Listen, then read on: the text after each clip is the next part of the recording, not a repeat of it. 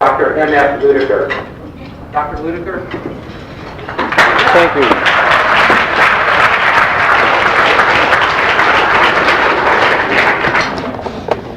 Thank you very much. It's a pleasure to play a part in such an important event for Pillsbury, Madison, and Sutro, a name that is synonymous with, I'm not exactly sure what the name is synonymous with, but I am quite sure it is synonymous with something, and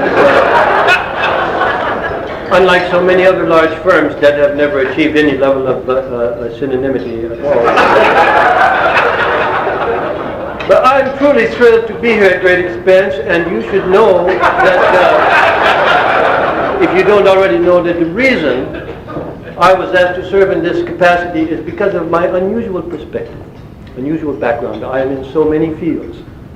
I am what I would call a free-range scientist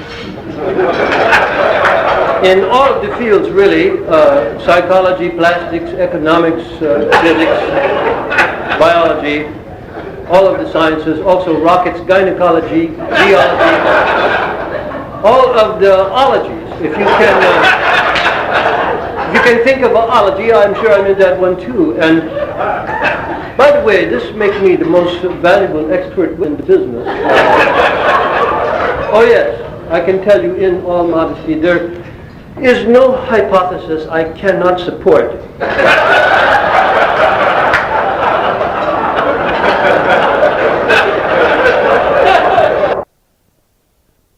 Unlike the layperson, I am not mystified by legal terms such as habeas corpus or these others. I do know the law. And it was at the age of 8 that I left home and first came to this country, where I had heard that most of the lawyers had settled. Well, perhaps you know the legal history, but I had to piece it together for myself. And today I do know where our system of laws comes from. It's English, isn't it? And apparently there was an ancient tribe of lawyers in England who, because of their work in the law, were ostracized just as they are today. Oh yes, this anti-lawyer sentiment started way back. I think probably over a simple misunderstanding about the word shepherdize.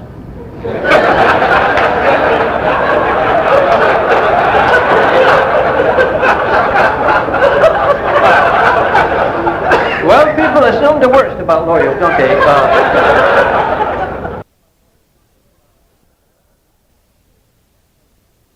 Which brings me to another question, and that is this: is there such a thing as associate abuse?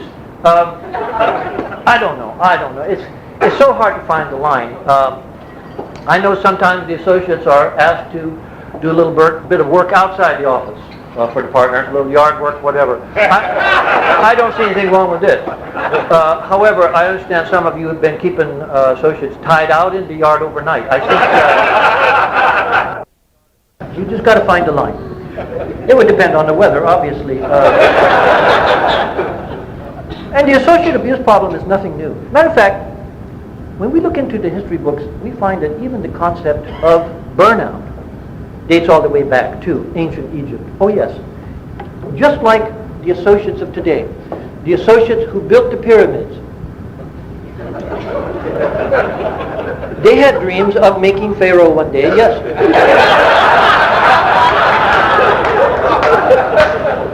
How many of them made it? A lot of them died. Which is a much more severe form of burnout, really. So you associates, you should understand that the situation is not getting worse, it's getting better, it's improving. Let me tell you, the Pharaoh track was no 6 or 7 years. It was longer than a lifespan, is what it was. But that was kept secret.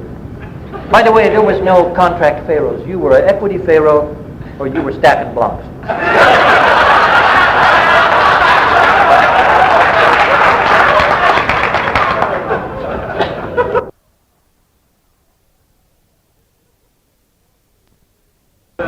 But I'm really here to offer you tonight, from a science perspective, a few remarks about the care and maintenance of the legal mind. Morale, really, is what we're talking about. I'm afraid. I'm qualified to help you in this area.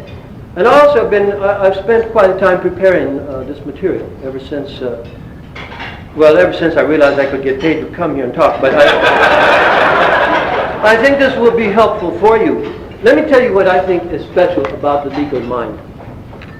The legal mind must be able to sustain an extraordinary amount of both pessimism and optimism at the same time. Because on the one hand, you must deal with the worst case scenario in vivid detail, which is deeply pessimistic. But you also, on the other hand, must also be a devoted advocate. You must believe in your client's position. And this is outrageously optimistic, is it not? Well, for an intelligent mind to operate at both of these extremes at the same time is very, very stressful.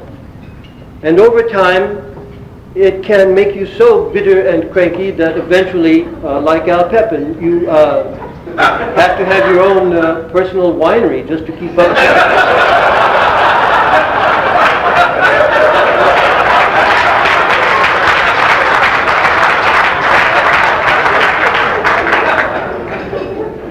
I'm afraid stress is just built into this profession.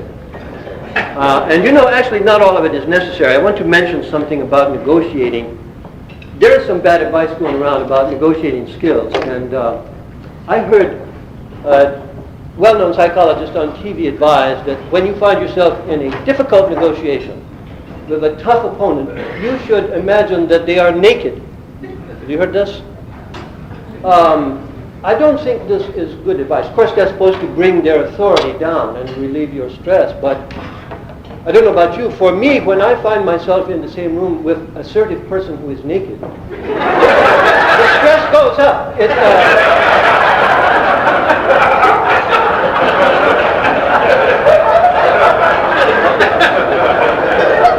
And the first thing comes to mind for me is, have I misunderstood this meeting? Which would be serious misunderstanding. And you know what else is stressful for me in that picture is when somebody is naked, I am embarrassed for them. I want to help out, just like when somebody's fly is open, same thing. On a much larger scale, of course. You know, maybe some of you can remember this. A long time ago, we used to, when someone's fly was open, we would say, "Hey, your barn door is open." Remember that? I liked that. It was nice because it was kind of in code for you know what. But what can you say when someone is naked in the barn? You can't talk about the barn door because the whole barn has blown away and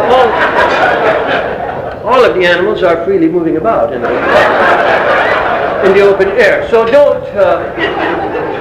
don't be imagining anybody naked. That's the point. Imagine whatever else you like. Alan Drosty imagines that his adversary is not naked, but dressed no better than he is, and that brings them way down.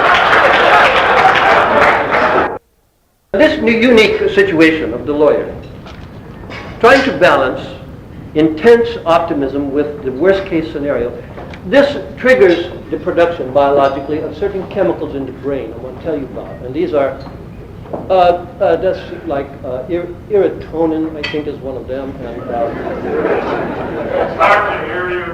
And I'm sorry, I will speak up. And also Microphone! You must have a microphone because I can hear you fine. Oh,